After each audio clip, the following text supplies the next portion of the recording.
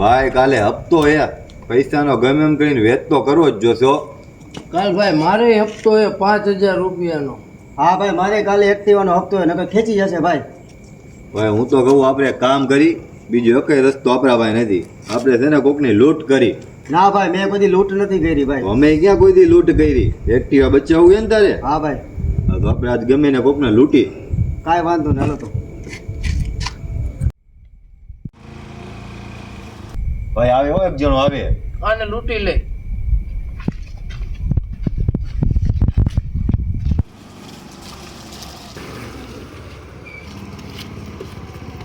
તારા ગીચામાં જે પૈસા હોય ને મોબાઈલ ને બધું કાઢ હાલ.